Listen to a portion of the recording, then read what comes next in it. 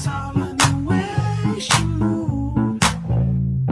It's all in the way she moves. Hey guys, hope you're all doing good today and welcome back to another video.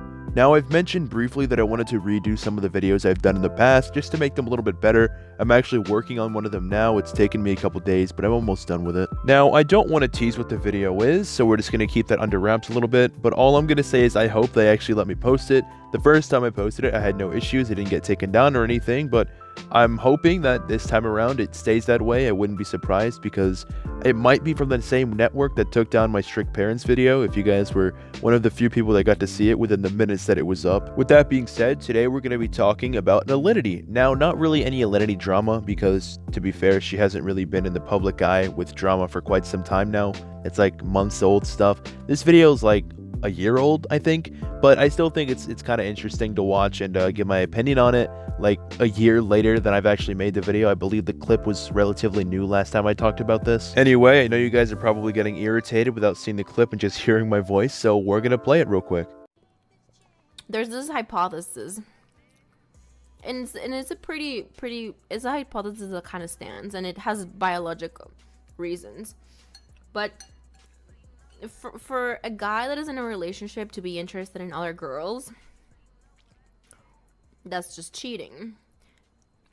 But if a girl who's in a relationship becomes interested in another guy, it often means that she's not getting what she needs to get from that relationship, that there is something wrong in that relationship that she's in. I mean, right away, you guys can probably tell what it is I'm going to be talking about because, let's be honest, everything that she just said made absolutely no sense. And no, I'm not saying that there's no such thing as women getting in relationships, not being treated right, and then going to find that attention that they don't have from that person they're with elsewhere. It happens all the time. Happens to guys too. It goes both ways. But the fact that she's just trying to make it out to be only females can do this and every time guys cheat, that's bad. That's wrong. It's cheating. But when girls do it, there's an ulterior motive, so that makes it okay. And yes, I know that she didn't specifically say that girls cheating is okay. I feel like some of you may feel that way and attack me in the comment section saying, yeah, well, she didn't say that it was okay. She was just saying that a lot of girls experience this. And I'm not saying that's not true.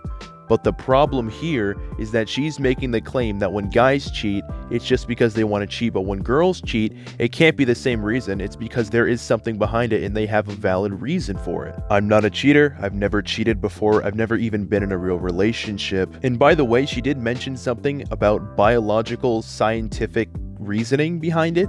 I'd like to know the scientific reasoning behind this study because I'm interested to know where exactly this information came from and who came up with it. And again, I'm not saying that this doesn't and has never happened before. Of course, there are girls out there who have been in relationships who have cheated because they're not getting the affection or whatever it is that they want in that relationship that they feel like they deserve, which is 100% understandable.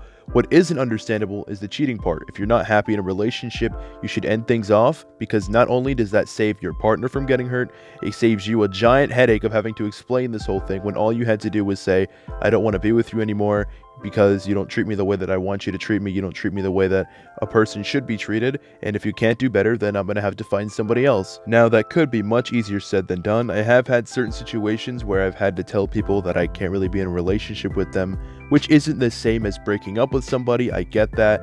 The connection isn't there as much as it would be if you two were actually binded together and you were the person cheating. But is it truly worth having to go through this entire thing that you could have just avoided if you would have just said you don't want to be together or broken up with them or possibly even work things out? And at the end of the day, no matter what anybody tells you, there is no justification for cheating.